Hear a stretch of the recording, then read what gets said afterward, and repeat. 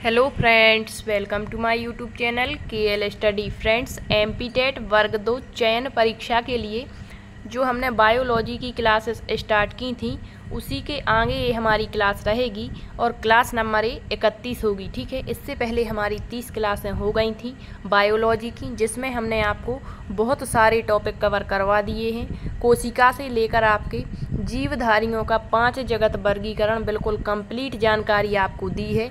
और आपका जो 5 जगत प्रणाली जो होती है उसमें जो आपका एक जगत आप पढ़ते हैं पादप जगत। ठीक है, तो पादप जगत का भी अपना अलग से वर्गीकरण होता है, ब्रायोफाइटा, टेरिडोफाइटा और ट्रैकियोफाइटा करके। ठीक है, तो इसमें आवृत बीजी, अनावृत बीजी, संपूर्ण पादप का स्ट्रक्चर आपको बताया, जड़ क्या होती है, कितने प्रकार की होती हैं, तना क्या होता, पत्तियां क्या होती हैं और पूरा फर्टिलाइजेशन आपको बता दिया था। ठीक है, इसके बाद हमने आपको नाइट्रोजन स्थिरीकरण और पादपों में पोषण किस प्रकार से होता है, कौन कौन से आवश्यक पोषक तत्व होते हैं, कौन कौन से अनावश्यक होते हैं, ये सारी चीज़ें देख ली थी। ठीक है, फिर भी अभी हमें पादपों में बहुत सारी चीज़ें पढ़नी है, जैसे पादप हार्मोन, कौन कौन से हार्मोन्स होते हैं जो पादपों के लिए वृद्धि रोधक होते हैं या जो वृद्धि के लिए उपयोगी होते हैं, तो ये चीज़ें भी हमें पढ़नी होती हैं। ठीक है, इसके बाद पादपों में ही आपको अन्य चीज़ें पढ़नी हैं, तो सारी चीज़ें हम यहाँ पर देखते चलेंगे। रेगुलर क्लासेस रहेंगी अब आपकी। तो यहाँ पर आज हम देखेंगे पादप हार्मोन और ये क्लास नंबर 31 है। जिसने भी अभी तक क्लासें नहीं देखी हैं तो सारी की सारी प्लेलिस्ट में डली हुई हैं, आप जा कर के देख लें। तो सबसे पहले ये पादप हार्मोन होते क्या हैं, क्योंकि यहाँ से डायरेक्टली आपका क्वेश्चन पूछ लेते हैं कि कौन सा आपका जो है जो तने के शीर्ष भाग में आपका पाए जाने वाला हार्मोन है, कौन सा हार्मोन्स जो है जो आपके पादप वृद्धि को रोकता है, पत्तियों को सड़ाता है, कौन सा आपका जो है फूलों को खिलने में मदद करने वाला हार्मोन है। तो देखिए, सबसे पहले तो पादप हार्मोन क्या होते हैं। तो पौधों की अपनी वृद्धि और विकास के लिए सूर्य के प्रकाश, पानी, ऑक्सीजन, खनिजों की आवश्यकता होती है और ये बाहरी कारक हैं। इनके अलावा कुछ आंतरिक कारक भी हैं जो पौधों की वृद्धि और विकास को नियंत्रित करते हैं। इन्हें पादप हार्मोन या फाइटो हार्मोन कहा जाता है। तो हर चीज़, जैसे मनुष्य का शरीर ही ले लें, ठीक है, तो इसमें कुछ तो आपकी जो है जो हमें ग्रोथ हो रही है, ठीक है, हो सकता है वो हमें ना दिखाई दे, विकास दिखाई नहीं देता, जबकि ग्रोथ दिखाई देती है, वृद्धि दिखाई देती, जैसे लंबाई का बढ़ना, चौड़ाई का बढ़ना। उसी तरीके से आपके जो हार्मोन्स होते हैं वो पौधों के वृद्धि और विकास में आंतरिक रूप से उपयोगी है। ठीक है, जबकि जो सूर्य का प्रकाश है, पानी है, ऑक्सीजन है या अन्य जो खनिज लवण होते हैं वो पौधों की वाह वृद्धि को दर्शाते हैं। ठीक है, तो जो पादप हार्मोन होते हैं वो क्या कहलाते हैं, तो पौधों के आंतरिक कारक माने जाते हैं और पौधों की वृद्धि और विकास को ये नियंत्रित करते हैं, तो इन्हें पादप हार्मोन भी कहते हैं। और पादप हार्मोन को ही दूसरे नाम फाइटो हार्मोन से जाना जाता है। अब देखेंगे ये पादप हार्मोन है, इनके कार्य क्या हैं। तो पादप हार्मोन कोशिका विभाजन, ये हमने अच्छे से आपको पढ़ाया हुआ है। स्लाइडेन एवं स्वाइन ने 1938-39 में ये आपका दिया था, सेल डिवीजन।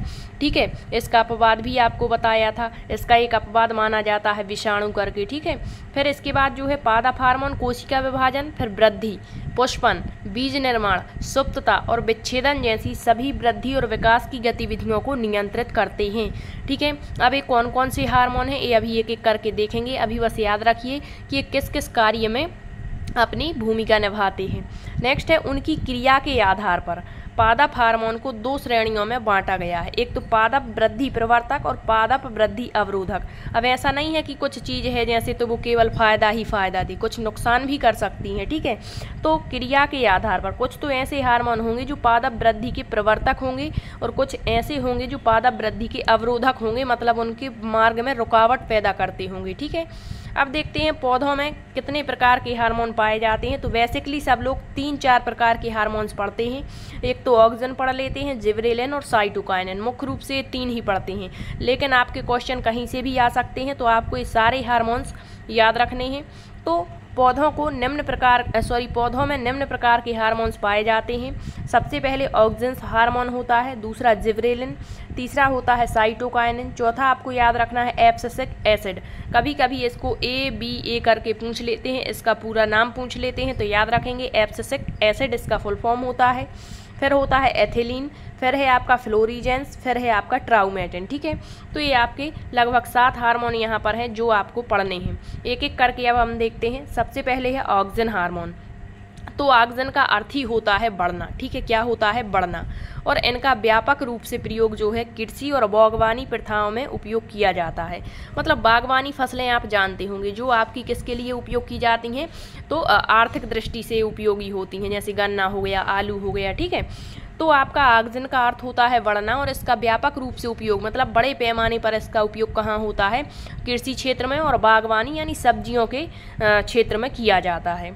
ये जड़ों और तनों के बढ़ते शीर्ष में पाए जाते हैं। अब जो जड़ होती है और जो तना होता है उसका जो शीर्ष भाग होगा, ठीक है, उसमें ये हार्मोन्स देखने को मिलते हैं और फिर कार्य करने के लिए अन्य भागों में चले जाते हैं। ऐसा नहीं है कि शीर्ष में है तो केवल शीर्ष पर ही रहेंगे, यदि आवश्यकता पड़ती है तो अन्य भागों में भी पौधों के ये चले जाते हैं। फिर ऑक्सीजन हार्मोन की खोज, तो खोज भी याद रखिए कि किस हार्मोन्स की खोज किसने की थी, तो इसकी खोज की थी सन 1880 ईस्वी में डार्विन महोदय ने की थी, ठीक है। यह पौधों की वृद्धि को नियंत्रित करने वाला हार्मोन है। मुख्य रूप से ये फैक्ट याद रखेंगे, क्वेश्चन बनता है पौधों की वृद्धि को नियंत्रित करने वाला हार्मोन कौन सा है। ऑप्शन देंगे oxygen hormone, gibberellin hormone, cytokinin या कौन सा है, ठीक है। तो याद रखेंगे ये आपका ऑक्सीजन है।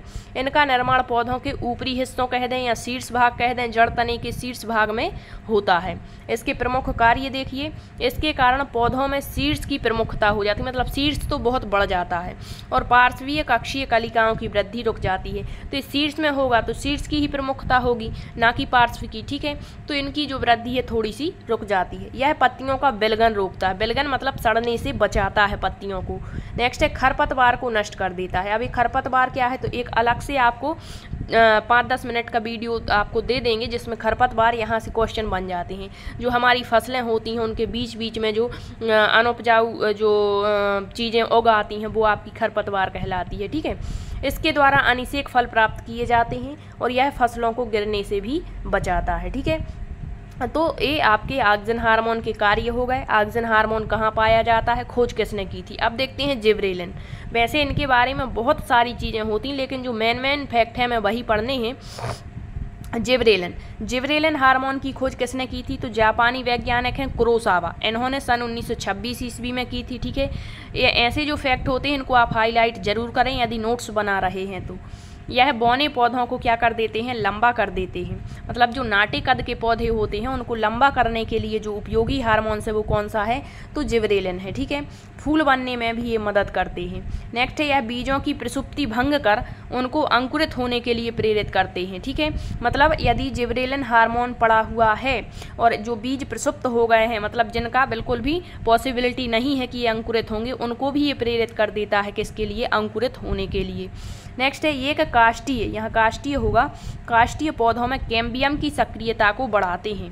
नेक्स्ट है इसके छिड़काव द्वारा बृहद आकार के फल और फूलों का उत्पादन किया जाता है। तो मोस्ट इम्पोर्टेंट फैक्ट है इसका, यह बौने पौधों को लंबा मतलब वृद्धि करने वाला हार्मोन और फूल बनने में ये मदद करता है, ठीक है। फिर नेक्स्ट हो जाएगा आपका यहाँ पर थोड़ा सा रुकिए, हाँ, तीसरा है आपका साइटोकाइनिन।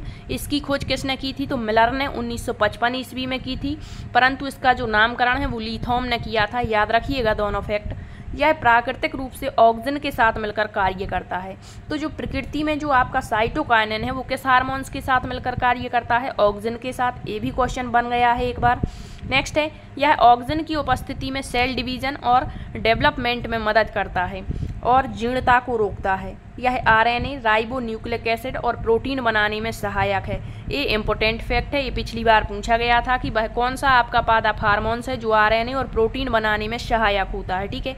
अब आपने कोशिका बहुत अच्छे से पढ़ा है तो आप एक कमेंट्स के माध्यम से एक आंसर देंगे कि आपका जो प्रोटीन संश्लेषण है वो किस कोशिकांग के माध्यम से किया जाता है। ऑप्शन भी आपको दे देते हैं। सबसे पहला हो जाएगा आपका गाल्जी बॉडी, दूसरा हो जाएगा आपका माइटोकॉन्ड्रिया, तीसरा हो जाएगा आपका राइबोसोम और चौथा हो जाएगा आपका एंडोप्लाज्मिक रेटिकुलम।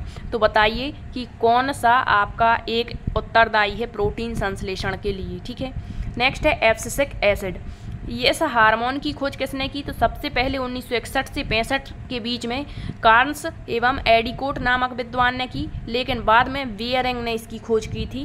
तो ऐसे डाउट वाले क्वेश्चन नहीं पूछे जाते, फिर भी आपको बता दिया।